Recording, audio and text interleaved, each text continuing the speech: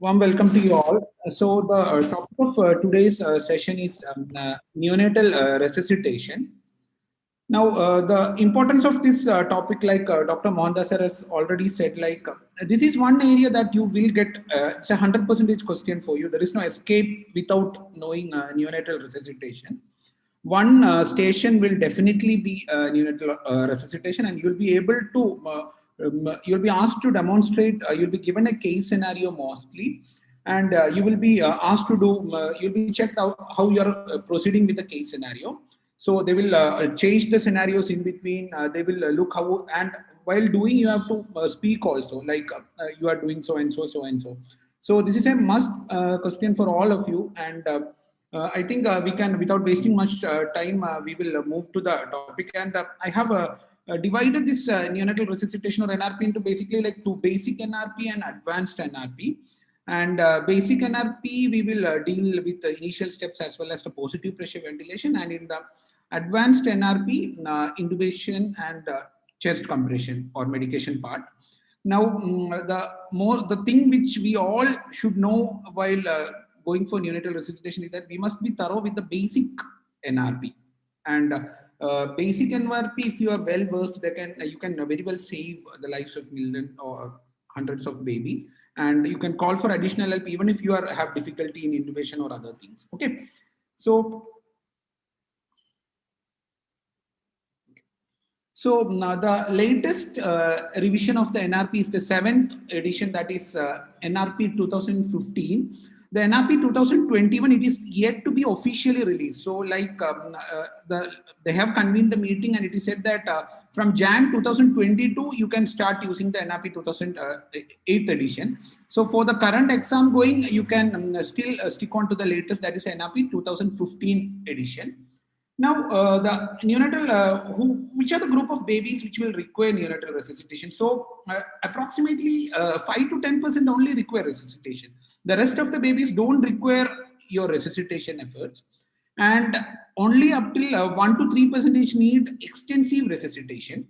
And one of the basic things which we have to understand is that the basic difference between neonatal resuscitation and your adult resuscitation is that in neonates, the airway always takes precedence. So in adults, the cause of arrest is mostly presumed to be cardiac in origin, and people start with circulation or chest compression first. Whereas in neonatal resuscitation, we give importance to airway because most often their heart is presumed to be normal, and the problem is ineffective ventilation. So the neonatal resuscitation, the basics would be ABCD, that is airway, breathing, circulation, and drugs. And as always, the temperature you should ensure. And so on the right, you can see the neonatal resuscitative algorithm. So we will be dealing with the algorithm as we go by the step-by-step scenario. So I'll not be discussing it now. Now, the first, I will start off with a question. So a 30-year-old second gravida mother comes at 38 weeks of gestation in active labor with no significant antenatal history, and your OBG friend comes running and informs you that such a mother has come, and they will be shifting the mother to the second stage. Now, what all will you do now? Okay, so would anyone like to attempt this question? You can post your response in the chat box. So just the such and such mother is going to coming in has come in active labor, and the mother is being shifted to second stage. What all will you like to do? Okay, I can hear 4 questions. Ask 3 questions. Okay, agreed. Next.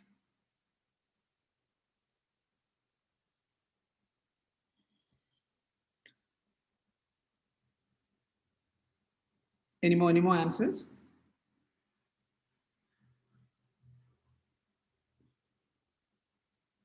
Okay, so umbilical cord management, term color. So I can mostly, I think the majority of the response has been with regard to some 4 questions and 3 questions. Okay, so we'll come to that. So whenever a mother comes to you in active labor, the first thing which you would like to do is antenatal counseling. So you should counsel the parents of the baby who is going to be delivered. You should formulate a team, and you should do a team briefing. And the next thing is equipment check. So Before your 4 questions or 3 questions, so I can see an answer of equipments and all. So before your 4 questions and 3 questions, the first thing you will do is antenatal counseling. You will do a team briefing and equipment check. And with regard to formulation of team, so the most common question which people ask is like, what are the minimum number of resuscitation people you should have? So the NRP says that it should have at least one trained member, and there is no limit to the number of babies. Like if the delivery is a high risk delivery, the number can go up to 2, up to 3, and up to 4. Now the team concept is that you should select a team leader who should not be necessarily the senior most member. He should be the person who will be able to take everyone along. So that is, he should have situational awareness. He should be able to communicate properly, and he should not panic while if resuscitation efforts get prolonged and all. So you formulate a team, identify a team leader, you allocate responsibility to individual members, and then you do a team briefing where you will say like, I will do the PPV, I will do the compression and intubation if required, I will do the documentation. So first you do formulate a team, you brief the team. Next, as someone has pointed out, equipment check. The next thing is equipment check. So the first response is antenatal counseling, team briefing, and equipment check. Now, what all will you check in case of equipment? Now, the equipment check comes under NRP preparedness. So what you can, the things which you should check is that you should have a functional radiant warmer, linen, pre-warmed linen to ensure warmth. You should have an electrical or central suction device, and you should ensure that the suction pressure is set at 80 to 100 millimeters of mercury. Okay, 80 to 100 millimeters of mercury or 130 centimeter water pressure. You should have an oxygen or air source flow meter, and the flow meter usually set at 10 liters per minute. You should have suction catheters of sizes 10 French to 12 French, feeding tube again 6, 8, and 10, bag and face mask size 1, size 0, laryngoscope size 1, 0, and 00 for extreme preterms, endotracheal tubes like 2.5, 3, 3.5, umbilical catheters 3.55, epinephrine. We'll be discussing it later. So first we do a thorough equipment check before you proceed. Now the next is the next question I would like to ask you all is like, do you want to know anything from your obstetric friend? Here comes the role of 4 pre-birth questions. So I think can anyone answer what are the 4 pre-birth questions? You can post in your chat box.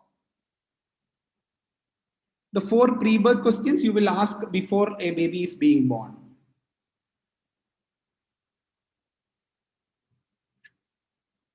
Okay, gestational age, amniotic fluid, term, gestational age, great. Anything more? Amniotic fluid, color of liquid, cord management plan, umbilical management, additional risk factors, good, term, preterm, number of babies, cord management, risk history, antenatal complications, risk factors. Okay. Now the 4 pre-birth questions which you will ask is, first is gestation. Is the gestation term or a preterm? So accordingly, if it is a preterm, you can have more number of people. Next, is it a singleton or a multiple pregnancy? Third, is the liquor clear or meconium stained? And final, any additional risk factors which are present or not. Okay. So gestation, risk factors, amniotic fluid, and singleton or multiple pregnancy. So I can see many people answering cord management plan. Actually, that's an excellent answer because the upcoming NRP edition has added cord management plan also to these pre-birth questions. So there are actually 5 pre-birth questions in the upcoming NRP. But if someone asks you, you can say that. But as of now, according to the latest, we only have 4 pre-birth questions. That is gestation, risk factors, amniotic fluid, and singleton or multiple. So what are the risk factors which we are mentioning just now? So risk factors include antepartum risk factors as well as intrapartum risk factors. So examples of antepartum risk factors are gestational diabetes mellitus, PIH, oligoamnios, polyhydramnios, and intrapartum risk factors include instrumental delivery, like your forceps delivery, vacuum assisted delivery, cord prolapse, antepartum hemorrhage. So you should, prior delivery itself, you should know what you are anticipating. So you should ask the obstetrician whether you have any antepartum risk factors or any intrapartum risk factors. And you can make use of this mnemonic to remember these pre-birth questions. That is GRAS. gestation, risk factors, amniotic fluid, and singleton or multiple. So these are the 4 pre-birth questions. So the baby is yet to be born. Okay. So the most common first question which examiners often ask you is, what are the 4 pre-birth questions? So I think you should not make mistake or confuse it with the post-birth questions. That is 3 questions. These are the pre-birth questions, and there are 4. You have gestation, risk factors, amniotic fluid, and singleton on multiple. And you can make use of the code GRASS. And now the baby is born. You have a baby boy. He cries immediately after birth. Now, how will you proceed? So here, I would like to know what are the post-birth questions. So I think you can answer in the chat box. So after the baby is born, what are the questions you will ask?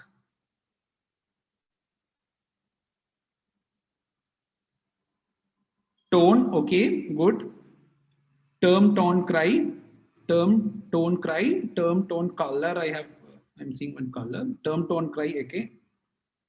Good. Term, tone, cry, term, tone. So I think most of you are okay with the post-birth question. So the post-birth questions, the 3 post-birth questions which you will ask is the gestation term or not? And this term is defined by 37 weeks, okay? More than 37 weeks, it is term. Less than 37 weeks, it is preterm.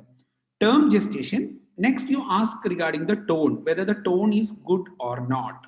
And third is breathing, crying or not. So you can maybe use mnemonic TTB or TTC, whatever you feel like. Term, tone, and breathing or crying. So you ask these 3 questions, and if the answer to all 3 questions is yes, then the infant stays with the mother for routine care. Okay. So this routine care is on the mother's abdomen. And while the baby is being done skin to skin contact, you have to do initial evaluation, and also you have to ensure warmth. You should position the airway, and if you feel there are secretions, you can try wiping it off. If excessive secretions, only then you have to do suction. Okay. So there is no role of routine suction. So if the answer to all 3 questions are yes, the infant stays with the mother for routine care. Now, here you can see, so you have after the delivery, the baby is being done skin to skin contact. So the recommendation now for normal delivery is, if your answer to all the 3 questions is yes, you do routine care wherein you keep the baby on the mother's abdomen and you do skin to skin contact, which has been found to be beneficial both to the mother as well as the baby. And at any point, if the answer to any of the question is no, then you have to do the cord clamping, shift the baby to the radiant warmer, and there you do the initial steps of resuscitation, or our first part of this session, that is initial steps. Okay. So you have 4 pre-birth questions, that is GRASS, gestation, risk factors, amniotic fluid, singleton or multiple. That is before delivery of the baby. And after delivery, you have 3 questions. That is your post-birth. That is term, tone, and breathing, crying or not. And all answers to the questions are yes. That is routine care, skin to skin contact. And if the answer to any of the question is no, you shift the baby to the radiant warmer. Okay. Now, the second scenario, that is like the baby is born, the nursing staff holds him in a dry blanket, but he remains limp and apneic. That is, the baby has not cried. That is the dreaded scenario that now you have to do resuscitation. So on seeing the baby, the first response of the baby would be the nurse immediately starts rubbing him vigorously. So good, I can see answers now itself. Now, how will you proceed? So the baby is born limp and apneic, and the nurse starts immediately rubbing. Now, how will you proceed? Okay, now one has said position warmth, airway clearance, dry and stimulate. Okay, any other answers? Warm, dry, stimulate, position, airway suction, warm, dry. So I think everyone is well versed with this part. So if the baby is born limp and apneic, you cut the cord immediately. That is immediate cord clamping, and you shift the baby to the radiant warmer. And then what do? Is you complete the initial steps of newborn care. Okay. Now, what are the initial steps? So as everyone, all of you have mentioned, the initial steps include providing warmth. Okay. So the providing warmth includes, you ensure that the radiant warmer is switched on and it is in the manual mode. Okay. So the manual mode of radiant warmer, you basically require in 2 scenarios. One is for severe hypothermia, and next is before you prepare the delivery of a baby. Ensure that the warmer is switched on and in manual mode with 100% heater output. Second, position. Now, what is the preferred or position while you resuscitate a baby? The position which is described is sniffing the morning air. That is a neck which is neither too flexed nor too extended. Excellent, Dr. Sujata had answered sniffing the morning air. Okay, so neck which is neither too flexed or not too extended. That is the preferred position. Third is if you feel there is secretions, then you clear the airway. And while doing suction, always remember that M before N, that is mouth before nose. So that once you suction nose, the baby doesn't aspirate something which is present in the mouth. Okay. And while suctioning, ensure that you don't go further beyond and stimulate the vagus and cause apnea. So push in 3 to 4 centimeter, turn the head of the baby towards one side, and by doing a gentle rolling and twisting motion, you do the suction. Okay. Suction pressures, as already said, 80 to 100 millimeters of mercury. Next is drying, and it is said that you do complete the drying in 3 steps, that is head, body and limbs. And final, if no response to and if still the baby is not crying, you do stimulation, and the recommended 2 stimulation methods in NRP are either you flicker the sole or you rub the back. Okay, so these are the components of initial steps, that is providing warmth, position, airway, dry, stimulate. Okay, and the mnemonic which you can use is warm pads, W pads, or whatever. And there is the upcoming edition has slightly altered this the sequence at which you should do, which we will be discussing later. So as of now, initial steps, you do warm, position, airway, dry, and stimulate. Okay. Now I briefly told that you do immediate cord clamping. So which is the recommended cord clamping method is delayed cord clamping. So can anyone answer how delayed? You can post in chat box. How delayed you do the cord clamping? 30 seconds to 1 minute. Excellent. 1 to 3 minutes. 30 to 60, 1 minute. 30 to 60, 1 minute. Okay, excellent. So the answer, the how delayed is, you can do, the AAP recommends 30 to 60 seconds. And the WHO recommends 1 to 3 minutes, and in the NRP textbook, it is mentioned 30 to 60 seconds. So you can say that I would like to do delayed cord clamping by at least 30 to 60 seconds. So why are we doing this delayed cord clamping? Can anyone answer it? What are the benefits of delayed cord clamping in the term as well as preterm baby? What are the benefits you get by doing anemia less? Okay, agreed. Any other? Prevent anemia. Okay. Prevents IVH, extra blood. Okay. IVH decrease. Okay. NEC. Okay. Oxygenation. Okay. Any more? Blood transfusion. Excellent. Iron stores. Excellent. So like in terms, the benefit are that it lead to improved iron stores, improved hematocrit and less anemia. And also it also leads to improved neurodevelopmental outcome. Whereas in preterm, it reduces mortality, intraventricular hemorrhage, necrotizing enterocolitis, and as well as less need for transfusion. So any delivery you people are going to attend, if you're TTB, that is term, tone, breathing, crying, no issues, routine care. So always ask your obstetric friend to do delayed cord clamping, that by at least 30 to 60 seconds. And by the time the baby can be shifted to the mother's abdomen, and you can do skin to skin contact. And when 1 minute happens, you can do the cord clamping and do the rest. Okay. Now, I would like to know, is there any role of umbilical cord milking? Can anyone try that? It's not out of our topic per se. Any role of umbilical cord milking? So you can by cord clamping you delay. By cord milking you don't delay the clamping, but before clamping you squeeze the cord from the placental end to the baby's end. Okay. So I can see no role, risk of IVH, excellent answer, not indicated now, anemia prevention, but risk of IVH increase. Okay. So the answer, this was a latest paper by Dr. Kateri et al. Who has done so much work in this cord clamping field, where they found that association of umbilical cord milking has found to have increased risk of intraventricular hemorrhage or IVH. Okay. Now, we'll come back again. So at 30 seconds, you completed the initial steps. The heart rate, you found that more than 100, and the baby has good respiratory efforts, but the neonate has persistent cyanosis. What will you do, or how will you proceed? So you have heart rate which is more than 100, your respiratory efforts are good, but the neonate has a persistent cyanosis. So what will you do? Clear airway position, that we have already done, right? Okay, consider CPAP. Okay, CPAP, excellent. Labored breathing, CPAP. Okay, anything more? See saturation targets, good. And provide warmth. Okay, that we have already completed the initial steps, right? CPAP. Okay, pulse oximeter. Okay, excellent. So whenever you have persistent cyanosis, this is one of the indications to attach your pulse oximeter to the baby. So the pulse oximeter, you should ensure that you attach the pulse oximeter to the right hand of the baby.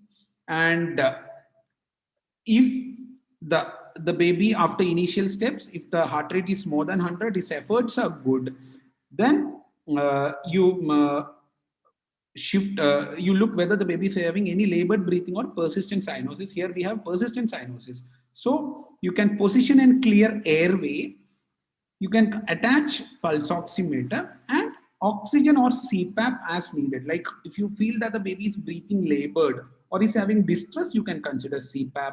Or next, you can look for the saturation target. So this is the recommended saturation targets, pre-ductal saturation targets. Okay. So 1 minute 60 to 65, 5 minutes 80 to 85. And you can see that the neonates take at least 10 minutes for that transition to happen to the extrauterine life, and it only at 10 minutes you have this saturation of 85 to 95. So you can see, like if the at 3 minutes, suppose your baby saturation is 60% only, you can start oxygen.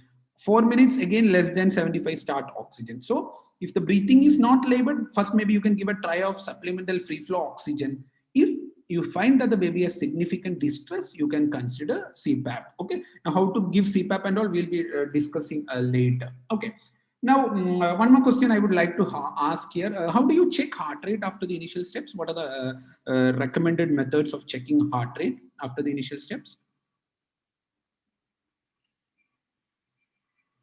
How to check heart rate? Okay, stethoscope, auscultate by stet, 6 seconds, stethoscope. Any other method whereby you can do ECG? Okay, good. Count for 6 seconds with stet, tap and table, umbilical pulse, agreed. Anything more? Just we discussed one method, right, for looking these targets and all. Umbilical pulse not recommended. Good answer. Okay, now the latest NRP, they have recommended 4 methods to check heart rate. Okay, first is you auscultate and you count the number of beats in 6 seconds, because time is vital. You don't want to waste any amount of time, so you check only for 6 seconds, and the number of beats you hear in 6 seconds you multiply by 10. Suppose 4 beats in 6 seconds, so 4 into 10, that will be 40 will be the heart rate. Okay, and how do you say that 40? So you can, as someone has mentioned, you can tap on the table and you can, suppose if the heart rate is 4, you hear 4 beats in 6 seconds, you can tap 4 times. So 4 into 10, 40. So this is the recommended method in NRP. That is, you auscultate and tap. The other methods is like umbilical cord pulsation, again not recommended. ECG and pulse oximeter, they have said to consider, but the problem with ECG and as well as pulse ox is that suppose if the perfusion is poor, baby is not breathing, is cyanosed, pulses are weak, you will not get a good pulse. And again, ECG, the time delay in attaching and getting the display. So the recommended method to monitor your heart rate is by doing auscultation and tapping. Okay, you count for 6 seconds and then do the tapping. Okay. Now, even after completing the initial steps, he is still apneic. Now, what will you do? So you have done the initial steps. He is still apneic. What will you do? Okay, excellent. PPV. Check heart rate. Okay. You have completed. Okay, I agreed. Now you have to do check the heart rate, and he's still apneic. There is no breathing. What will you do? Even if your heart rate, suppose the heart rate is more than 100, but he's still apneic. What will you do? PPV for 5 ppb. So I here an answer PPV 5 ppb. I'm not able to understand it clearly. PPV alternate airway intubate.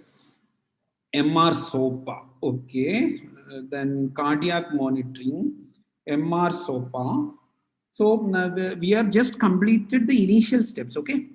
We are after initial steps. We completed the initial steps in 30 seconds. We are assessing that the baby is still in apnea. We have just completed the initial steps only. So what will be the first step? MR SOPA will come later, okay. So it is just after the initial steps, PPV for 1 minute. Okay, Sujata has mentioned it is PPV for 1 minute. Anything more? So I think the majority answers are PPV, right? So the answer is start PPV. Okay, and this the assistant at this point he attaches the pulse ox and you consider ECG monitor. Okay, so these are the 3 things which you will do after the initial steps, even if still you find the baby in apnea. So you start positive pressure ventilation. The assistant attaches the pulse ox. So particularly you should ensure that you attach it on the right hand, because many a time in that panicky state of the baby not breathing and his heart rate less than 100, very often what we do is we attach it on the left hand or the hand or the limb which is nearer to us. So always this here comes the role of like team briefing before the resuscitation. You should always allot a person. Like if the baby doesn't breathe, you should attach the pulse ox on the right hand. Why right hand? Because you want pre-ductal saturation. Because of this, I will not be going into the detail, the physiology of that.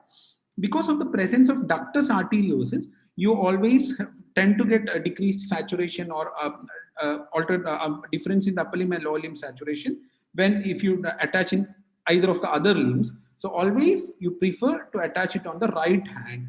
And third is you consider ECG monitor at this stage. Okay. Now this initial 1 minute is called the golden minute of resuscitation. So the NRP 2015 edition, what they mention is that within the 1 minute, you should have started PPV. Like you should have completed your initial steps. You should have assessed your heart rate, that is for 6 seconds. And you assess whether the baby is breathing or is in apnea. And then you initiate PPV within this 1 minute. So this is the golden minute of resuscitation. So the earlier scenario we discussed that heart rate was more than 100, he had good efforts, so he shifted to this limb. If answer to any of these questions is a yes, that is apnea. Second is gasping. So gasping efforts are treated as apnea only, apnea or gasping, and your heart rate is below 100, you do PPV, that is positive pressure ventilation. Assistant attaches pulse oximeter and you can consider ECG monitor. And we will, before proceeding with the devices, I would just like to give you all a brief introduction on the terminologies which we come across while you give PPV or positive pressure ventilation. So you should have a brief idea. So I think we already covered this in the ventilation section by Dr. Rauf, I think. So you should know what is PIP or peak inspiratory pressure, PEEP or positive end expiratory pressure, CPAP or continuous positive airway pressure, and inspiratory time or IT. So can anyone post the difference between PEEP and CPAP? What is the difference between PEEP and CPAP?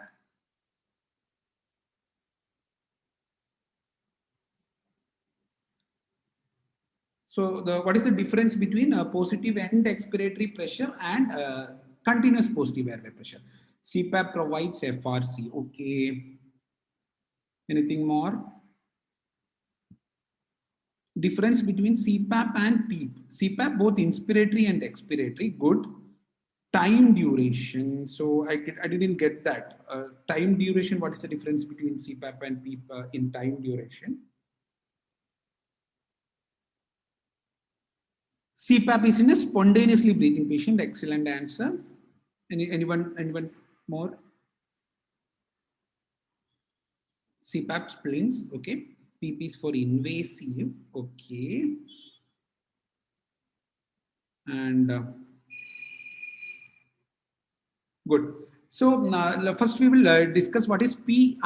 PIP is peak inspiratory pressure, which you give only during inspiration, as the name suggests. Whereas PEEP, which is the pressure which is constantly present. So this bars are the inspiratory phase, and this one is your expiratory phase. This PEEP is present both during inspiration and expiration. And the PIP, it is only during inspiration. Okay. So by PIP, we are giving an additional pressure beyond this 5. So here the peak inspiratory pressure is 20, whereas PP is only 5. That 5 is present both during inspiration as well as expiration. Now, what is the difference between CPAP and PP is that CPAP is the terminology which is used in a spontaneously breathing infant, whereas PEEP is the terminology which we use when you are giving assisted breaths. Okay, that assisted breaths can be non-invasive as well as invasive. And both CPAP as well as PEEP, they do the same. They provide FRC, keep alveoli open, and they are present. This is the pressure which is present during both inspiration as well as expiration. And IT is the inspiratory time, the duration in which you apply this peak inspiratory pressure. Okay. Now, can anyone quickly tell the devices which we use to give PPV, the recommended devices for giving positive pressure ventilation in NRP? TPs, okay. AMBU, okay. So, AMBU bag, AMBU, TPs, AMBU bag, self-inflating bag, again, neo PIP, okay. Flow inflating, flow inflating. So we have got self-inflating, flow inflating, anything more? And AMBU bag and TPs resuscitation, okay. TPs, okay. So the 3 devices which we have for providing positive pressure ventilation, self-inflating bag. So I would like to correct those who have said AMBU. So AMBU is the name of the company. Never use the term AMBU bag. Always use the term self-inflating bag. Okay. Next is your flow inflating bag, and third is your T-piece resuscitator. So now this slide we will discuss a little bit because we should be clearer about all these 3 devices. So you have a self-inflating bag, you have a flow inflating bag, and you have a T-piece resuscitator. You have 3 devices for providing PPV. So each one will have its own advantages and disadvantages. So can anyone just quickly tell me among these 3, which will be the most recommended one? Suppose if you have availability, don't have any availability issues, you have these 3 one, which would you prefer? Self-inflating, flow inflating, or TPs? TPs, TPs, TPs. Okay, TPs, TPs, TPs.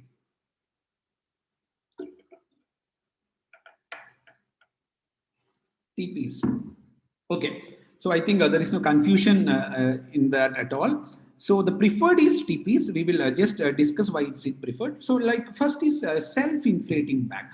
But the main advantage of self-inflating bag is even if you have know a TPs, you should know the parts as well as how to use a self-inflating bag because it is the easiest to use, it is available everywhere, and the biggest advantage is that you doesn't require a uh, you doesn't require a compressed air or an oxygen source for its inflation, so that you can use it anywhere, even in a PHC, CHC, sub health center, anywhere. If you have this device, you can give PPV because it is inflating, it is in an inflated state in itself. So that is why it is called a self-inflating bag, because it draws in atmospheric air and it can inflate on itself. Suppose if you want to give higher oxygen, you attach an oxygen tubing. So this is an open tube, self-inflating bag with an open tube which is attached, and this is a self-inflating bag with a reservoir, oxygen reservoir which is attached. We'll be discussing the parts later. So the main advantage, it is easier to use, very simple to use, available, easily available, and you doesn't require a compressed air source. Now, what will be the disadvantage of a self-inflating bag? What is the main disadvantage? Can anyone tell?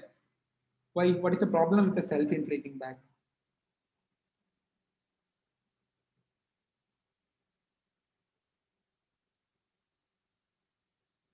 What is the problem? No CPAP provided, no free flow oxygen provided, higher PIP, excellent, no PEEP which is provided. Cannot control PREEP properly. So, Derek, that cannot control is not the answer. It cannot provide positive end expiratory pressure. So, we just discussed positive end expiratory pressure in the previous slide. So, particularly in preterms, what you require is they will be having some amount of distress, and you need to keep them the alveoli open and FRC, where you require some amount of PEEP or positive end expiratory pressure.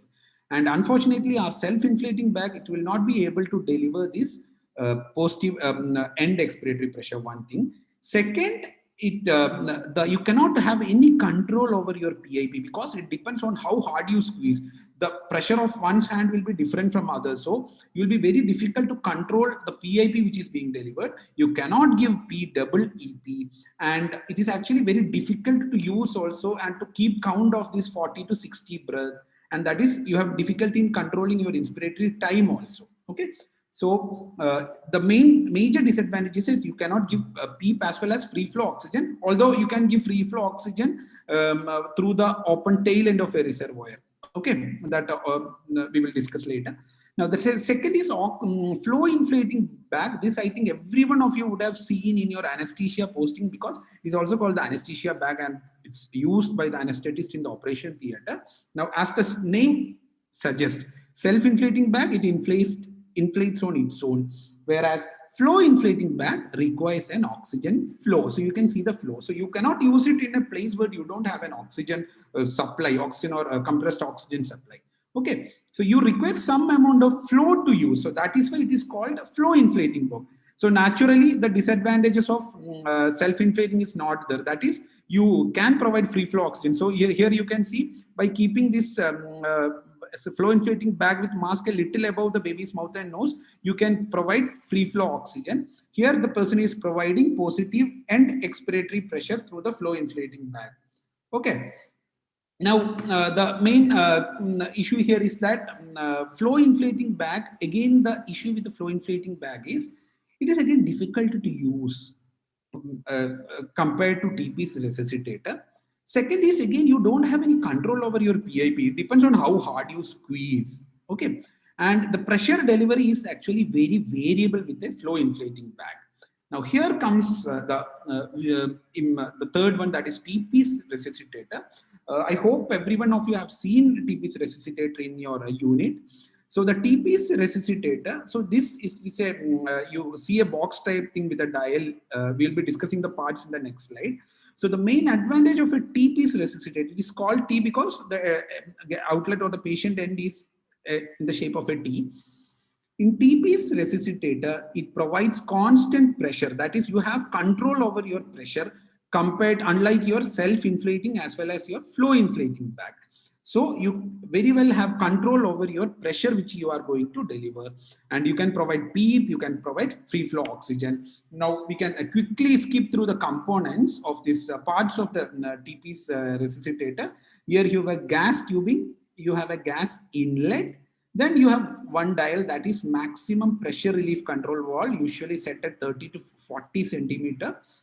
Then you have manometer, which shows you the pressure. That is for PEP, something like 5, PWP till 20. So the recommended PEP and PIP is that PIP people, NRP recommends to start at 20 to 25, PWP to start at 5. So by occluding it on the hand, you can see what is the PEEP which is being delivered. And next part is your inspiratory pressure control, which you set the PIP. Then you have gas outlet, which goes to the patient. You have the TP's gas outlet, which is connected to the mask. You have TP's adjustment dial, and in this TP's adjustment dial, you can see a small adjustment dial here where you control the PEEP, and there is a small opening on top of this adjustment dial.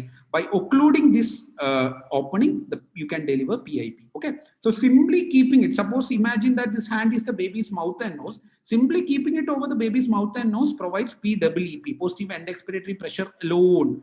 And if you occlude the top of this TP's device with your finger, you can provide PIP, that is peak inspiratory pressure. Okay.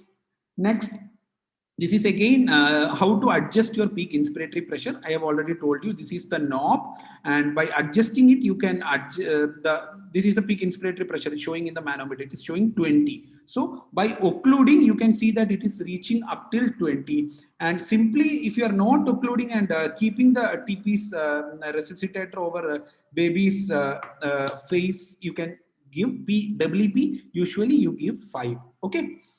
Now, this is how to adjust the PWP based on the dial present here. And you can see the PWP is 5. So once again, I'm telling PIP 20 to 25 centimeter is the recommended starting point, and PWP start you usually give it 5 centimeter. Okay. Now, what is the preferred position of the neonate which for giving positive pressure ventilation? Okay, that is sniffing position, which I think we have already discussed once. So keep the position such a way that it is neither flexed and nor too extended. So a small tip which I would like to give you all is that while in your Odyssey station, what I have found many a times while taking Viva is that there is a natural tendency to forget about this towel. So it will be kept on the side of the baby. Now there is no role for routinely placing the towel. So what you can say in Viva is that I will keep the head of the baby in the sniffing in the morning air position, that is neither too flexed and nor extended. And if I find it difficult to inflate, or if I have any difficulty in chest rise, I will consider using this shoulder roll, sir or madam. Okay. So you should notice that it will be there in the station, and they will purposely keep it on the side, and they will check whether you are telling it or not. Okay. So shoulder roll always use when you are not able to maintain, even with your normal position. If you are not able to obtain chest rise, you can maybe say, I will consider using shoulder roll to get a better position. And the preferred position is sniffing in the morning air. Okay. So what are the mask types as well as sizes available? So can anyone just quickly tell me the 2 types of masks which are available? Mask, types of masks available. Round, okay. Anatomical, good. So we have 2 types of mask, anatomical mask as well as your round mask. The anatomical mask is that the anatomical mask is slightly triangular shaped, whereas round, as name suggests, it is round shape.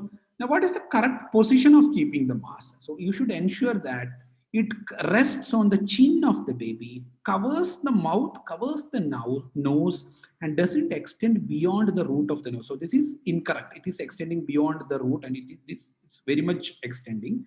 Again, a round mask, here it is not covering the mouth, which is incorrect. So you should place it in such a way that it covers the mouth and nose, rest on the chin, and it doesn't extend beyond the root of the nose. And what is the technique of mask placement? This is one practical skill which every one of us should know. Okay, now I can see the type of sizes of mask. You have size 1, size 0, size 1 for term, and size 0, and you also have the 00 for extreme preterms. And the preferred technique E and C, excellent answer. So the E technique and the C technique. So the technique described for placing the mask is, with your thumb and index finger, you hold the mask rim like a C. The other 3 fingers, you rest it on the chin, or you provide slight pressure on the jaw. Okay. So that is the preferred position of keeping the mask. And so can anyone tell what is the rate of doing PPV? So you have chosen either self-inflating bag or 3:1. Okay. Self-inflating bag or TP's resuscitator. Since the baby is apneic or gasping and still the heart rate is less than 100, we are doing PPV. So the rate 40 to 60, that's the one answer I have gotten. Any more? Squeeze T3, that is a mnemonic which we use. 40 to 60, excellent. Any more? So I think there is no other answers apart from 40 to 60. Now also, which I think I have already given you the answer, PIP and PEEP settings for NRP. And what is the FiO2 for initiation of PPV for term and preterm? Okay, so the rate of doing PPV, it is 40 to 60 breaths per minute.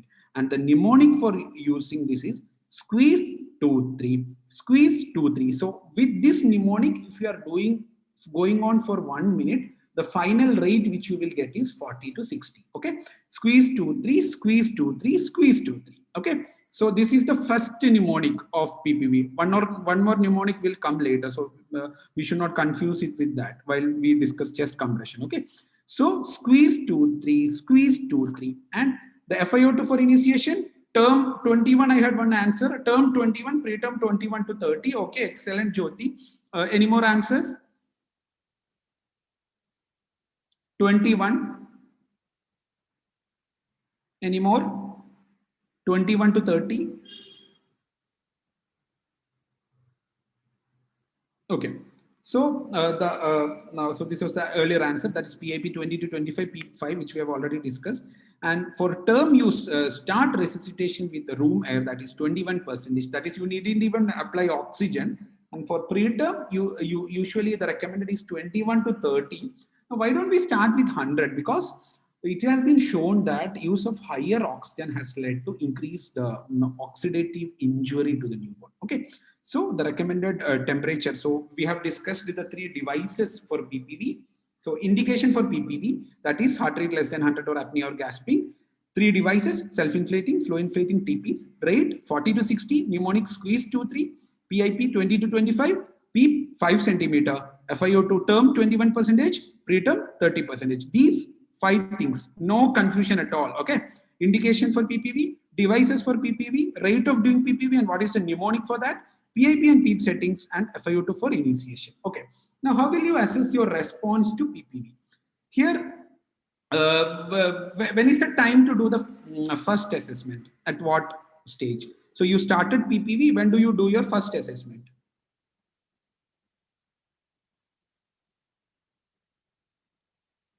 When to do first assessment? I wanted the timeline. Okay, 30 seconds. Jyoti has mentioned 30, Derek has mentioned 30, Danish 15. Any more answers?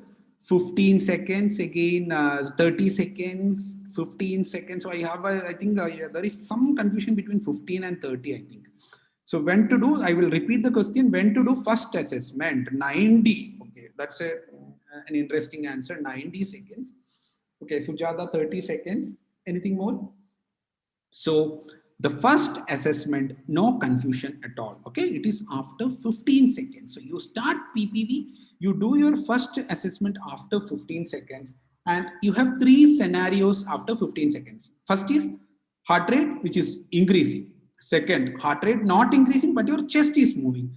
Third, heart rate not increasing, chest is not moving. So what will you do for scenario 1 and 2? That is, first one, heart rate is increasing. Second, heart rate is not increasing, but still your chest is moving.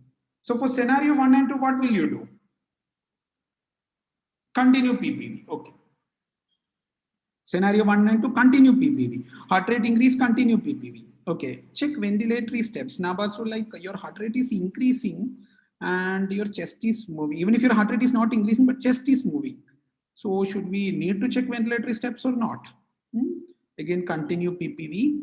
Second scenario. Okay, second scenario, heart rate not increasing, chest moving. Okay, there you would like to do corrective steps. Okay, we'll see. Any more answers?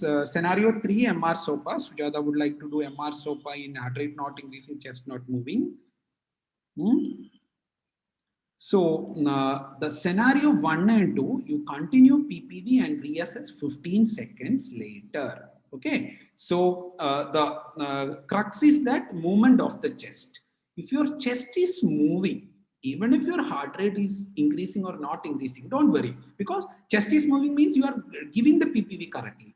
There you can wait for 15 seconds more. So 15 plus 15, that is total 30 seconds. So you should understand it very clearly. That is, first assessment is at 15 seconds.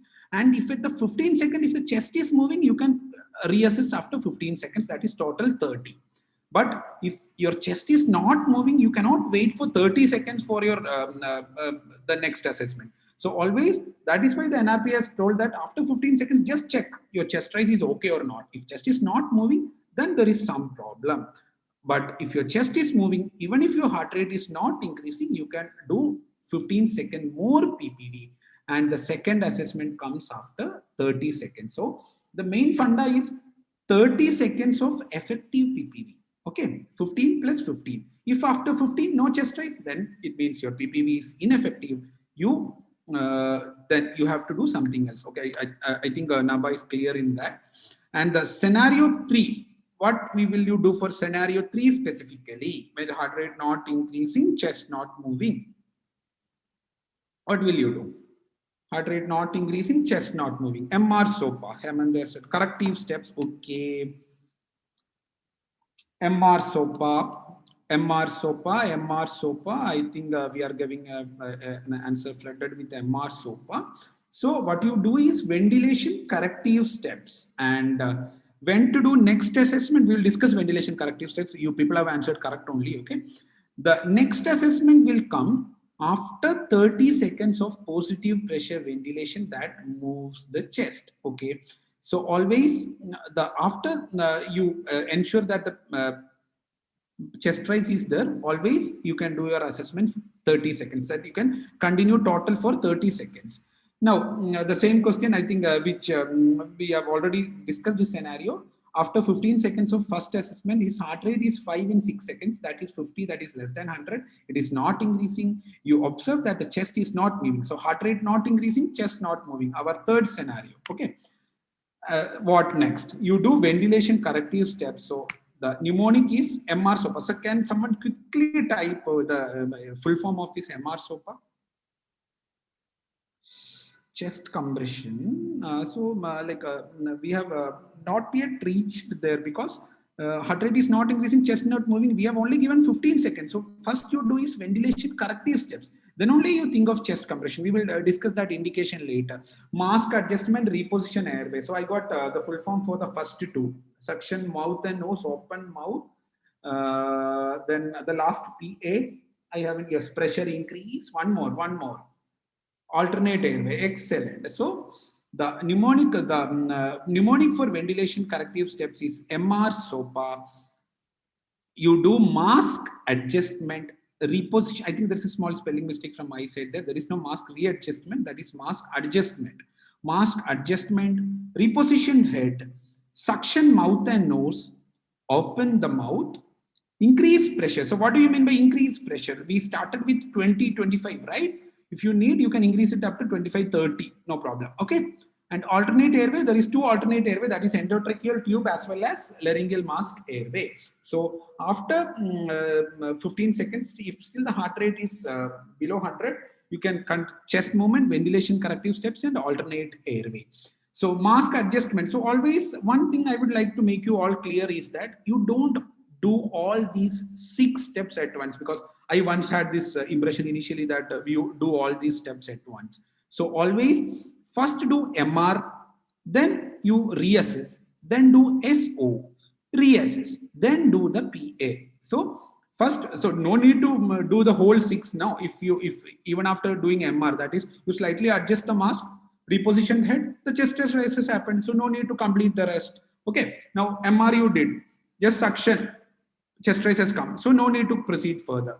Now, even after MR, SO, no improvement, you can consider pressure increase and alternate airway. So, so I think we are clear till now. Okay. So the baby did not cry. We did initial steps in 30 seconds.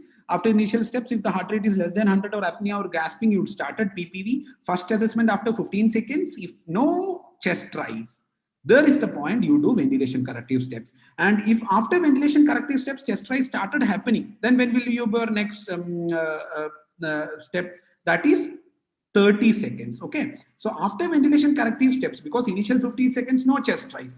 So you count from the ventilation corrective steps, you next count 30 seconds. So basic funda in PPV is always your assessment comes after 30 seconds of breaths with the chest moving. So PPV with adequate chest rise. So Krishnakant has asked how long we need to assess each step. Okay. So we are completed initial steps, 15 seconds of positive pressure ventilation. You do your first assessment.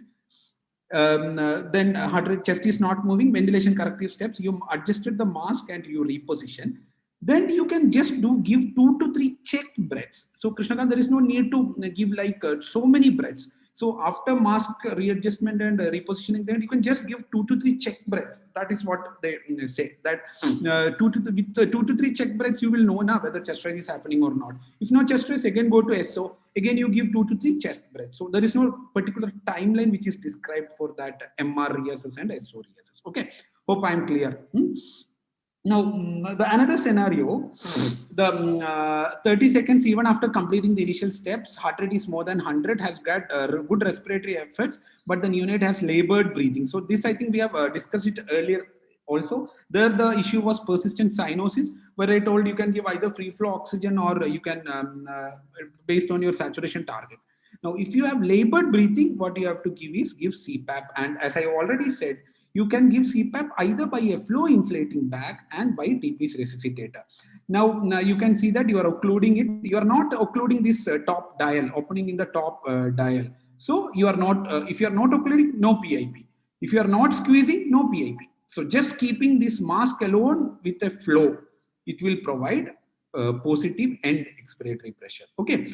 So I think till now we have just completed the basic NRP, which I believe it is the most important thing.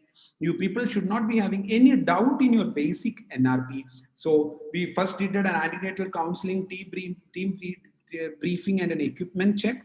Then we proceeded with our 4 pre-birth questions. That was GRASS, the gestation risk factors, amniotic fluid, singleton, multiple. Then we proceeded with post-birth questions, TTB, term, tone, breathing, or crying. If answer was yes, routine care, no, you did the initial steps, warm position, airway, warm position, airway, dry and stimulate. And then after initial steps, we assessed heart rate and apnea or gasping. If heart rate less than 100 or apnea or gasping, you did PPV. First assessment, 15 seconds. Next assessment after 30 seconds of adequate PPV. And if after 15 seconds chest is not moving, we proceeded with ventilation corrective steps. So I will quickly run a video of the things which we have discussed till now, so that you people can have a quick revision. Sabik, please let me know if the video is being visible, okay? Okay, okay. You are able to hear, right? Yeah, yeah. Okay.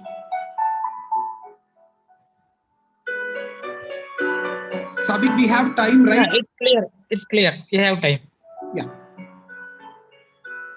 Having learned the individual steps of neonatal resuscitation in the delivery room, let us now understand how a healthcare worker needs to perform while in the delivery room. A primary gravida is about to deliver a 33 weeks period of gestation. You are the person attending the delivery. Tell me, how will you proceed? Is the amniotic fluid clear? Is it a singleton pregnancy? Are there any risk factors? The amniotic fluid is clear. This is a singleton pregnancy and there are no additional risk factors. So, okay, so this is the 4 pre-birth questions. Our GRASS, gestation, risk factors, amniotic fluid and singleton or multiple. The team uses a checklist to identify and assemble equipment for warmth, clearing the airway, auscultating the heart rate, equipment for ventilation, oxygenation, intubation, and medication.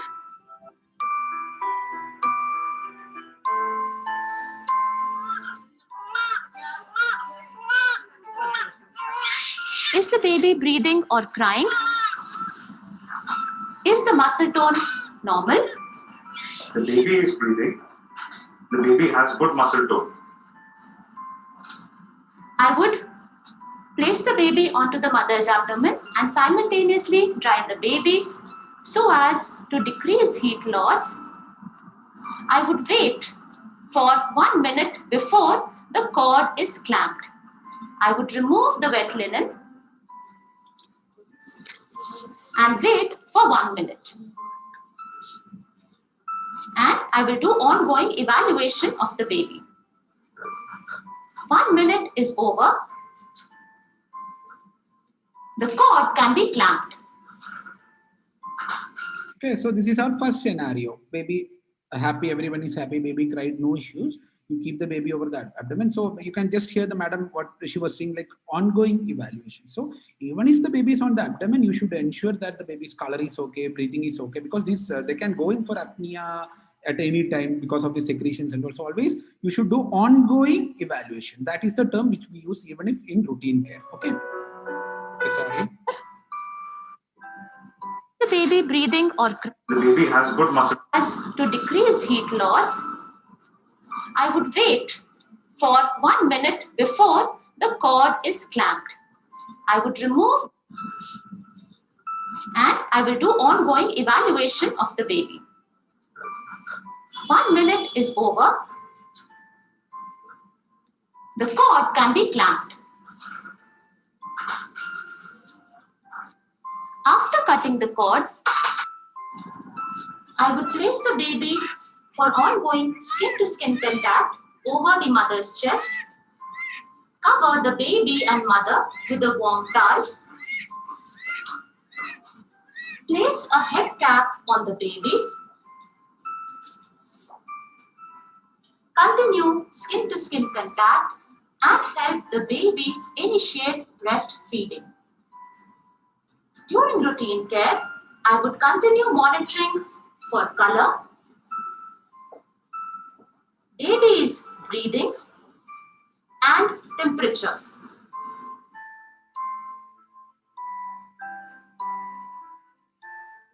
The baby is not breathing. Dry and stimulate the baby.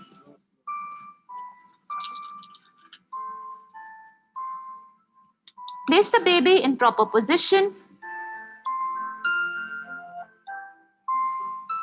And in case there are any visible secretions, use a suction catheter to clear off the secretions. Stimulate the baby. I would check for breathing and check the heart rate for 6 seconds. The baby is apneic. The heart rate is 60 beats per minute. I will have to begin positive pressure ventilation with 30% FiO2 using either a self-inflating bag or a TP's resuscitator, whichever is available. For positive pressure ventilation, I'll keep the baby in slightly extended head position. I'll place the mask over the mouth and a part of the nose. Ensure that it is of appropriate size. Ensure a seal and give 5 prolonged breaths. I will call for additional help and tell the assistant to attach a pulse oximeter probe. For visible chest rise, and ask the heart rate. The heart rate is about 40 beats per minute. There is no chest movement visible. I need to take some ventilation corrective steps. I will slightly reposition the baby and readjust the mask and give positive pressure breaths again. There is no chest movement. I will see for secretions and clear off if there are any visible secretions. There is still no chest movement. The heart rate is about 40 beats per minute. I will increase the pressure and continue positive pressure ventilation. Back 2, 3, back 2, 3, back 2, 3, back 2, 3. The chest is now moving with positive pressure ventilation. The heart rate is 120 beats per minute. The oxygen saturation is 64% with occasional respiratory effort. I shall continue positive pressure ventilation and direct the FiO2 adjustment as per the target oxygen saturation for preterm infants. Now, increasing spontaneous respiratory effort. The muscle tone is improving. The heart rate is 140 beats per minute. Okay, so I think everyone is clear in that. Okay, so till now, any queries regarding this part which you have already discussed, you can just post it in the chat box. Now, Krishnakant has asked free flow oxygen, how much FiO2 to start? Okay, so usually you can start off with 30% of FiO2, and based on your target, that is the target which we have already decreased, you can increase it by 5 to 10%, not more than that. There's no sudden change. You can always, in allocates of 5 to 10%, you can, with the use of blender, okay? So for that, you need to have a blender in resuscitator room. If no blender, straight away the oxygen will be 100. So with TP's resuscitator, how to give breaths? So I have already told that with TP's resuscitator, keep the TPs resuscitate over the mouth and nose, and if you occlude that top hole, then the time during which you occlude, it will deliver PIP for that particular time. If you remove your finger, again, no, only PEP will be delivered. So by instead of squeezing, you do is with your index finger, you occlude that hole on top of that TPs. So breathe 2, 3, breathe 2, 3. Okay. So that is how you give breaths with TPs resuscitate. So after the first 5 corrective steps, the chest is still not moving consistently, and your assistant reports that his heart rate is not improving. Will that okay? I'll come back to your question again. So your assistant reports that his heart rate is not improving. What next? So what are the options which we have for alternate airway, which we discussed already? One is endotracheal tube, and second is your laryngeal mask airway. Okay. So Sabik, you can just take a note of questions. Okay. I think we can cover it after this end of this. Okay. Okay. For the questions. Okay. So after first 5 corrective steps, the chest is still not moving. Your assistant reports that heart rate is not improving. What next? You have 2 alternative airway options: endotracheal tube as well as laryngeal mask airway on the right side. So this is your ET tube, this is your laryngeal mask airway. So intubation, the sizes which we have available are 2.5, 3, 3.5. So how do you decide the size? So less than 28 week, you use 2.5. 28, less than 28 week or less than 1000 gram. 28 to 34 weeks or 1000 to 2000 gram, you use 3 size, and more than 2000 or more than 34 week, 3.5. So depending on delivery which you have anticipated, you should keep the size ready beforehand itself. Okay, 2.5, 3, 3.5, and the suction catheter size 5 French, 6 French, and 8 French. What is the recommended duration of intubation? Which is 30 seconds. And how? What are the 2 methods by which you confirm your endotracheal tube placement? That is your rising heart rate, and you can make use of exhaled carbon dioxide detection by using a calorimetric devices which turn color when the CO2 is detected. Now, depth of insertion, how to measure? So can anyone post what are the 3 methods described to determine the depth of insertion of the endotracheal tube? So how much should you insert the endotracheal tube?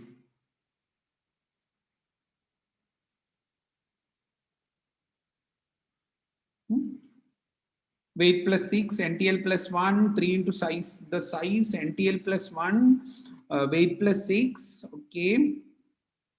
Anything more?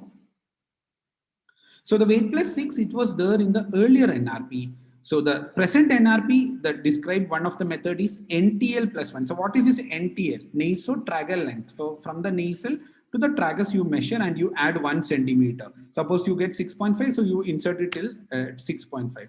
The second method which is described is use of vocal cord gauge. So this is the ET tube tip, and you can see 2 markings. So you should ensure that the vocal cord comes in between these 2 markings. And the third method which is described is your Kempley's chart. Okay. So NTL plus 1, Kempley's chart or vocal cord gauge. So the Kempley's chart, you can, for each gestation, the endotracheal tube insertion depth, it is given. So the preferred method, according to the NRP, is to use Kempley's chart, where you have gestation-wise insertion depths. Okay. Now, after the baby, I quickly will answer one question: which to use? That is ET tube or laryngeal mask airway. So you can use both, either ET tube and LMA, based on your expertise. Now the thing with we have is that majority in India, the training is for mostly intubation, because LMA is usually the anesthesiologist do it, laryngeal mask airway. The neonatologist as well as pediatrician, they are mostly trained in endotracheal tube. So if you are confident in putting an LMA, you can very well put an LMA. So you can choose either. Then NRP doesn't give preference of one over the other. Actually, according to anesthesiologists, putting an LMA is more easier. But we usually prefer ET tube because we are more trained in that. And we are, because if you are trained, you can do it within that 30-second framework also. So even after putting in your alternate airway, our baby refuses to respond. That is, his heart rate is not improving even after 30 seconds of bag and tube ventilation. Now, what will be your next plan? Okay. So you inserted an alternate airway, you ensured chest rise, that is your MR SOPA, and still you feel that the heart rate is 30. So I am getting answers of epinephrine and adrenaline. Any other answers? So We are ventilation corrective steps. Last part we have just completed. That is alternate airway. After that, you do 30 seconds of good PPV. And if still your heart rate is less than 60, so I am just get a chest compression. Okay. So here comes our next part. That is, so initial steps, PPV, corrective steps, ventilation corrective steps. The next part is chest compression. What is the indication of chest compression? Even after 30 seconds of PPV that moved the chest, still if your heart rate is less than 60, you do chest compression. What is the rate of chest compression? Quickly. What is the rate at which you do your chest compression? Chest compression rate. 120. Okay, 120, 100 per minute. 3:1. Okay. Anything more? 120, 100. Okay. 90. Okay. 90 for 30. Good. So the answer is 90:30 or 3:1. That is 3 chest compression and 1 PPV. Okay. And the mnemonic for that is 1 and 2 and 3 and breathe. 1 and 2 and 3 and breathe. The mnemonic for our PPV was squeeze 2, 3. And suppose with PPV you also have chest compression, the mnemonic changes to 1 and 2 and 3 and breathe. What is the depth? How deep you should do chest compression? 1/3. Okay. Anything more? 1/3. So you can just, Jyoti, maybe you can complete it. 1/3 of what? The depth of doing chest compression. Okay, good. 1/3 of AP diameter of the chest. So the depth is 1/3 of the anteroposterior diameter of the chest. What is the preferred technique of doing your chest compression? Preferred technique, 2 thumb. Okay.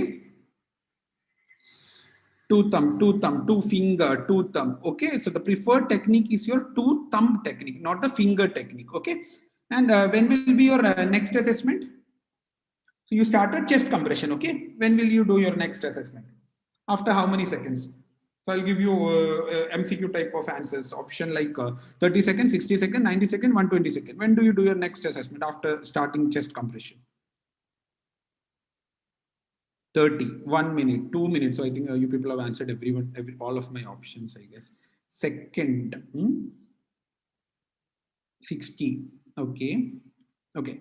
So the answer is 60 seconds. So with PPV, your assessment is after correct PPV. That is after the PPV which moving the chest, the assessment comes after 30 seconds. Whereas in chest compression, it is after 60 seconds. So there should not be any confusion in these 3-4 answers. Okay. Rate 3:1, 90:30, 1 and 2 and 3 and breathe. 3 chest compressions, 1 ventilation. Deep, 1/3 of AP diameter of the chest you should do.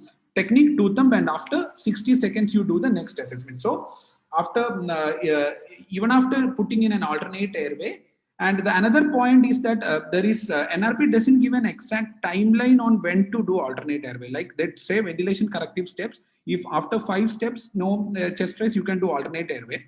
But for chest compression, you should, prior to chest compression, you should have inserted an alternate airway. Okay.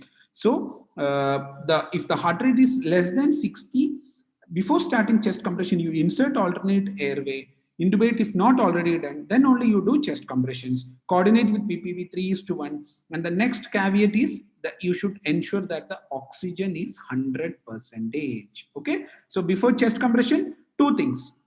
You should have intubated if not already done. Second, you should change your FiO2 to 100%, because for better effectiveness, you should give that PPV with an alternate airway and your FiO2 should be 100. Okay. So this, where is the preferred site of doing chest compression? So you can draw an imaginary line between the 2 nipples, and you just below the area you can do the chest compression. And how much deep? 1/3 of the anteroposterior diameter of the chest. 3 compression plus 1 ventilation every 2 seconds. That is 1 and 2 and 3 and breathe, and 1 and 2 and 3 and breathe, and ensure 100% FiO2 once you start chest compression. Okay.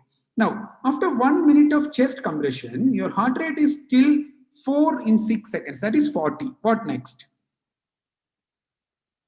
So now after 1 minute of chest compression, okay, epinephrine, adrenaline, good, good. What all?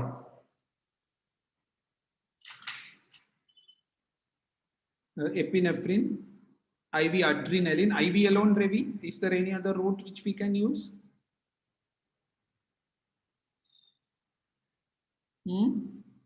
IO, okay. IO, umbilical, IV, IT, okay. ET, UVC, ET. So the next step is that again chest compression, your next assessment comes after 60 seconds. After 1 minute, if still no heart rate is less than 60, you give medication. Medication what will come next? So the indication for medication is at least 30 seconds of PPV that inflates the chest, and another 60 seconds of chest compression coordinated with PPV using 100% oxygen. So we have already done these corrective steps and ensured a good PPV for 30 seconds. Then on top of it, you have given a 60-second chest compression also with 100% oxygen and an alternate airway in situ. If still the heart rate is less than 60, you have to give medication. And the drug of choice is epinephrine, as every one of you have said. The route you can give intravenous. I think the intraosseous is not correct. That's a mistake on my part. It's intratracheal. So you can give either intravenous or intratracheal. The dose is 0.1 to 0.3 ml per kg of 1:10,000 epinephrine when you are giving intravenously. So intravenously, you can either make use of a peripheral line or an umbilical line. In newborns, putting in an umbilical line will be more easier. And you should give if a higher dose while giving endotracheally, that is 0.5 to 1 ml per kg. Okay, so can we mention UVC in 8th edition? So Naba, we are not discussing 8th edition now because it will become effective from Jan 2022 also, only. So for your current exam going people, you can still continue with this. That is, I will discuss the changes in a later slide. Okay, so 0.1 to 0.3 ml per kg of 1:10,000 epinephrine, and 0.5 to 1 ml per kg for endotracheal route. And repeat, you can also repeat it every 3 to 5 minutes. Now, the one thing which we should all know is how to administer. So you can make use of a 3-way technique, and you administer as rapidly as possible, followed by a flush with 0.5 to 1 ml NS. Okay, so the drug of choice is epinephrine, IV or endotracheally, 0.1 to 0.3 ml per kg. So no need to remember this both, that is both mg per kg and ml per kg. So I would personally advise you people to remember the ml per kg dose, because that is the one which you usually tell sisters to make. So 0.1 to 0.3 ml per kg of 1:10,000 in intravenous, and 0.5 to 1 ml per kg for endotracheal or intratracheally, and you can repeat it every 3 to 5 minutes and administer as rapidly, followed by a flush. Okay, now so after chest compression 1 minute assessment, if still the heart rate is less than 60, you can do the consider giving medications. Okay, so is there any role of medications other than epinephrine? Any role of medications other than epinephrine? NS, okay, good. Normal saline. Normal saline. Normal saline. Okay, so there are 2 medications other than epinephrine which has been described are normal saline, as well as you can also consider PRBC transfusion if you have signs of shock or any acute blood loss history. The dose of normal saline is 10 ml per kg. You have to administer over 5 to 10 minutes, and you can give either by intravenous or intraosseous. So normal saline IV or intraosseous, epinephrine IV or intratracheally. There is no role of atropine, naloxone, Hemant. No role of atropine, no role of bicarbonate, no role of naloxone as per latest NRP. Only normal saline, and if you have signs of like shock, abruption or acute blood loss history, you can consider PRBC. No role of naloxone or bicarbonate. Okay, so before going to the video, we will just recap. So we should know the chest compression indications, medication indication. Only medication which is recommended is epinephrine, dose, route, followed by the flush, and other medications, normal saline and packed red blood cell. And you should always, after reassessment, if the heart rate comes to more than 60, stop your chest compression. Okay, so indication for chest compression is heart rate less than 60. Once the heart rate crosses more than 60, you stop chest compression but continue PPV. That is 60 to 100, continue PPV. More than 100, Don't stop PPV at once. Always look whether the efforts are good or not. More than 100, because our indication was what? Apnea or gasping, and less than 100. So you don't stop for heart rate alone. If the heart rate is more than 100 as well as good efforts, you stop PPV. And if heart rate any time goes less than 60, compression. After 1 minute of compression, if it is still less than 60, you can go in for medication. So Pooja has asked, after administration of epinephrine, how much time does it take for heart rate to improve? Okay, so in studies, the return of spontaneous circulation, they have found that that is why they are giving a time gap of 3 to 5 minutes for the second dose. And in the latest NRP, for better results, that is for return of spontaneous circulation, they have recommended a slightly higher dose of both the epinephrine as well as the flush, which I will be discussing in the subsequent slide. Okay, so I think we'll quickly run through the video for this advanced NRP.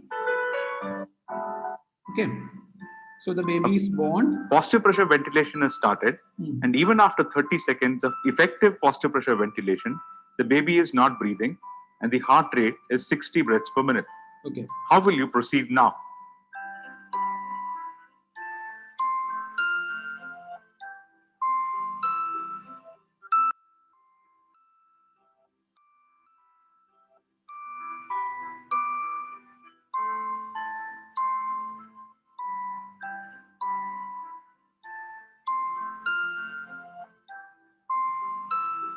Laryngoscope in the left hand, open the mouth with the finger and insert the blade to the base of the tongue.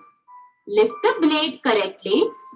Okay, so you hold it with left hand, and the one common mistake is don't use a rocking motion of trying to lift the jaw. So once you extend beyond the base of the tongue, you will see the There should be epiglottis no which is coming rocking up. motion.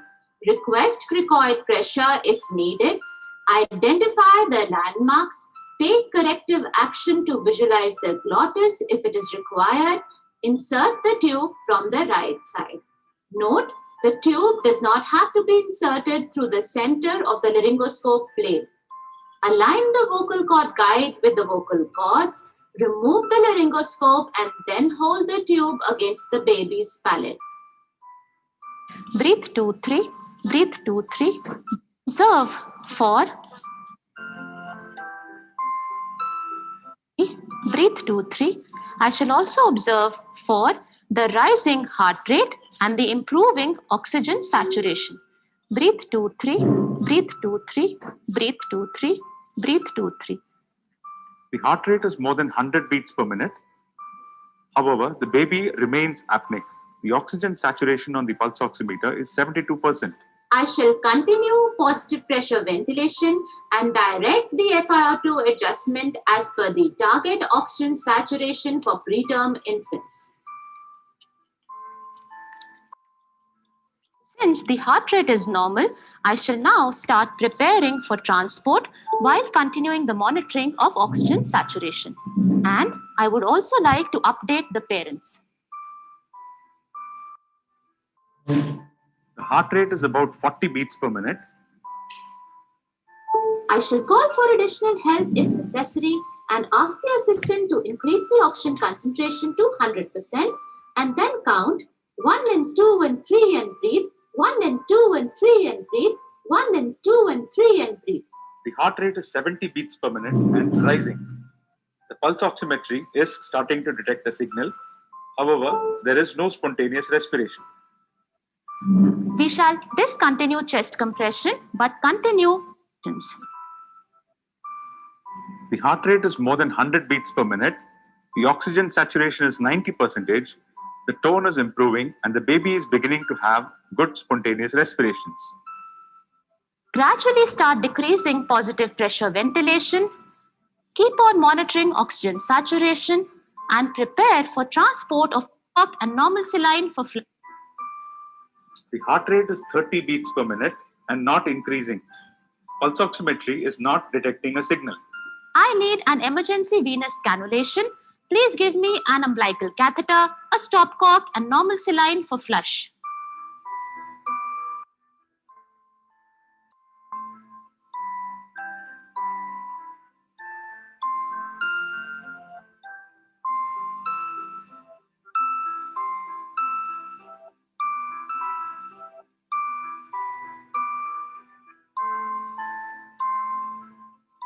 Remember, the assistant checks the medication label, opens the medication. I require adrenaline 1:10,000. Since the estimated weight of the baby is 1.5 kg, the adrenaline should be 0.15 to 0.45 ml. Remember, the assistant checks the medication label, opens the medication, attaches the stopcock or the syringe connector and the 1 ml syringe. He also prepares the correct volume, labels the syringe with the medication name and the intended route, administers the umbilical venous catheter epinephrine, and announces intravenous adrenaline given. Continues positive pressure ventilation and compressions. The heart rate is 50 beats per minute. The pulse oximetry is not detecting a signal and the baby appears pale. Continues positive pressure ventilation and compressions. Requests 15 ml, that is 10 ml medication. Draws up the correct volume. Ensures that the catheter is being held in place. Attaches the syringe to the stopcock. Opens the stopcock to the catheter and administers the volume in a slow infusion over 5 to 10 minutes without air bubbles. Also announces 15 ml normal saline given. The heart rate is 100 beats per minute and increasing. The SpO2 is 68%. Discontinues chest compressions and 100 beats per minute. pulse oximetry. The heart rate is not spontaneous respirations. Continues function as Include know your environment, use all available. Thank you.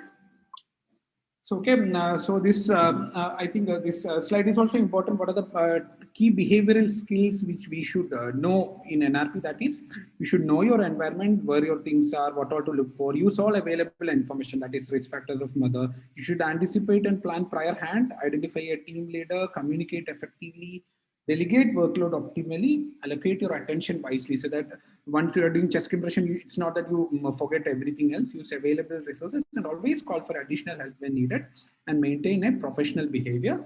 So the UVC insertion length, you insert till the point you get backflow. So usually 2 to 3 centimeter would suffice. And usually it is recommended to wait for 2 to 3 minutes before you give a repeat dose of adrenaline. Okay. And so I think we are done with the basic things. That is basic NRP, where we discuss the initial steps with PPV. And in the advanced NRP, we mentioned our chest compression as well as our medications. Now, a quick on slide special scenarios. For a short of time, I'll just quickly skip through. What are the additional precautions in preterms? So preterms, you should use plastic or cling wrap. That is preterm that is less than 32 weeks. Okay. And thermal mattress to ensure normothermia. You can keep under this blanket thermal mattress. FiO2 21 to 30%. And you can also try giving delivery room surfactant. Okay. And delivery room CPAP. So these are the additional things. So you should require a cling wrap, thermal mattress, FiO2 we have already discussed, delivery room surfactant and CPAP. So delivery room surfactant only if your unit has the asepsis policies to ensure a strict asepsis delivery of surfactant. Okay. So otherwise you can shift to NICU and then only give surfactant. Okay. Now, is there any difference of NRP if the baby is born with meconium stain like quickly? That is, the baby is born limp and apneic, MSL non-vigorous baby. Any difference in the things which we described, or it is the same for MSL babies also? No difference, no difference, no difference. Excellent. So I think everyone is on that sense, because previous NRP used to say tracheal suctioning. So, and in the new one, there is no role for direct intubation and tracheal suction. You do with the routine steps, and only if no response to PPV, you intubate. And if there is thick secretions, you can consider meconium aspirator. So there is no role for routine suctioning for non-vigorous babies. So this is a recent Cochrane which has come up last month. Tracheal suction at birth in non-vigorous neonates born through MSAF. So the conclusion is that we are uncertain about the effect of tracheal suction on the incidence of mass and its complication among non-vigorous babies born through meconium stained amniotic fluid. More research is needed, but as of now, the recommendation is no role for tracheal suction. You do as the same for the other babies. So what are the parts of self-inflating bag? The one which we told we will discuss later. So quickly, this again, the parts of TPs and self-inflating. Mostly TPs will not be available at all exam centers, but this will be there. As I have already said, it is easily available. So you should know this correctly, okay? So you have gas outlet, you have a PEEP valve, manometer, you have a pressure manometer, you have a gas inlet, you have oxygen tubing, you have a reservoir, and you have this valve assembly, okay?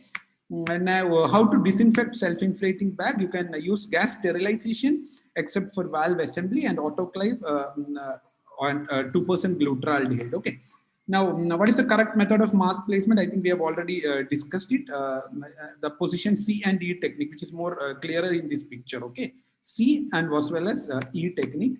Name few conditions where baby remains. So can anyone have a go at this one? Few conditions where baby remains cyanotic or bradycardic despite good ventilation.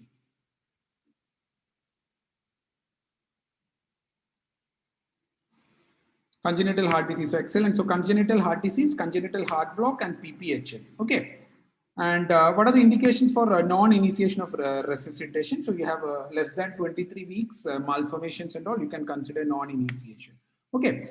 Now, quick on the timelines of NRP, delayed cord clamping, 60 seconds, initiate PPV within the first golden minute. First heart rate in PPV is 15 seconds. Subsequently, it is 30 seconds. Heart rate check during PPV plus your chest compression is every 60 seconds. And repeat epinephrine every 3 to 5 minutes. Okay. Now, so many, I think, answers. Some people have also answered 8th edition. Okay. So the latest edition which is coming is the NRP 8th edition. You can consider using it from July, they have said. But the main upcoming change in the 8th edition is it will be effective from Jan 1, 2022. Okay. So the 4 pre-birth questions, as some of you have correctly answered, apart from our routine 4, that is gestation, risk factors, amniotic fluid, as well as single or multiple, they have added umbilical cord management plan. So the GRAS plus U, or maybe you can say GRAS plus P, GRASP, gestation, risk factors, amniotic fluid, single or multiple, placental transfusion. So GRAS plus umbilical cord management plan. So there will be 5 pre-birth questions. Initial steps actually, rather than W pads, they have recommended to follow dry stimulate position section. So this is because that is the way which we routinely do. So whenever the baby comes, the first thing we do is dry and stimulate, and then we ensure position as well as suction. And alternate airway requirement, cardiac monitoring is recommended. And the epinephrine dose, they have made more clarity. Because in our original NRP, what we used to say is 0.1 to 0.34 intravenous and 0.5 to 1 for IT. So what they've done is for intratracheal, they have suggested a higher dose, that is 1 ml per kg. And for 0.1 to 0.3, no confusion, straight away 0.2 ml per kg. And the flush, rather than 0.5 to 1 ml flush, 3 ml NS flush. So this again 1, 2, 3 mnemonic. 1 ml per kg intratracheally, 0.2 ml per kg intravenously through the umbilical venous route, and 3 ml NS flush. And timeline to stop resuscitation. The earlier NRP, the timeline for non-initiation of resuscitation was 10 minutes. In the upcoming NRP, they have increased it to 20 minutes. And like someone has asked, they have stressed the importance of laryngeal mask airway in alternate airway. Okay. And Hemant has asked what to ask in umbilical cord plan. So umbilical cord plan, so either immediate or delayed cord clamping or milking. I think actually the book is yet to be released. So I think it is the main changes come to stress the importance of delayed cord clamping so that the baby gets the benefits of that also. Okay. And so this is, I would like to end the slide like this so that we have discussed so much of algorithms and plans, checks. So this is the ideal scenario, but many a time we end up like this. Okay. So there comes the role of team debriefing. So after every NRP, if you have formulated a team, after the NRP, try to do team debriefing, because that is a very critical step. No one is perfect. So you will have some lacunae, some mishaps. So we say this 15, 30, 60, place the the pulse ox on the right hand, but in reality, many a times in that tension and anxious moments, you tend to make mistakes. You attach it on the left hand, you do chest compression first, you don't wait for corrective steps and all. So always do team debriefing after each NRP. The team leader should review and first always say the good things, okay? Don't always criticize, which is our nature. Always say the good things or the things which we have done correctly, and then only you point out the things which we have done wrongly, okay? And that is all. So thank you all for all your patient listening. I slightly exceeded our time. So okay, stay safe, stay healthy, and all the best wishes for your upcoming exams. So I'll just quickly go through the questions, Sabik, if you have noted it or anything which I have missed. Thank you, Dr. Shamnath. I think you have answered almost all questions during the session itself. It was a wonderful, very wonderful session. We have covered almost all aspects of the NRP. And also to the participants also, each and every slide will be a question in your practical session. And I would like to thank Shamnath, because he was continuously speaking for last 2 hours. We can't, he took such a pain and such a good effort for doing this job very wonderfully. So I would like to, I think we can wind up the session, because almost every aspects of the NRP have been dealt. Also, we will try to share the YouTube link for your revision and all. So would like to thank all the participants and IAP Calicut and Shamnath, everyone, for making this. Okay, so just Sabik, so somebody has asked, if the baby is not breathing, DCC is still recommended. So the consensus is that if it's not breathing, you needn't wait for DCC. You can do the immediate cord clamping, because the NRP also mentions it in the current edition itself that there is no point on doing the DCC. The benefits are unclear if the baby is not breathing. How to increase the pressure through self-inflating bag? So maybe you can squeeze a little harder. That is what I would have say. And I think the one scenario which I have missed is that even after medication, if you feel that there is some difficulties, you can always look for tension pneumothorax or pleural effusion and all, because you can always do chest rise. Sometimes the baby might be having a tension pneumothorax, you might need to do chest tube insertion and all. Okay? That scenario is one thing which I haven't put. Okay, maybe you can refer the textbook for that. Okay, anything more, Sabik? I think. Okay, Sujata has asked to repeat the slide on disinfection. Okay, so I think we will be sharing the YouTube link. Okay.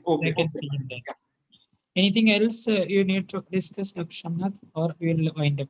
Yeah, I think we have covered more or less the important aspect. So now my advice to you all will be like, keep your calm, always speak when you're doing, okay? Don't just do, because you will be knowing everything in the mind. The examiner might not know. So always speak, tell about the for pre-birth, the after 3 questions, what you will do, make use of everything there, okay? Shoulder roll, everything.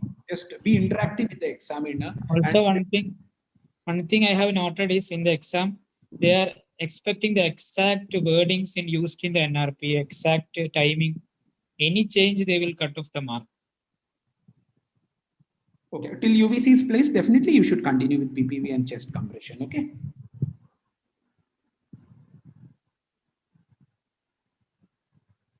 Okay, Sabik, then thank you all. Okay, we'll be sharing the slides in the YouTube. Okay. Okay, thank you very much.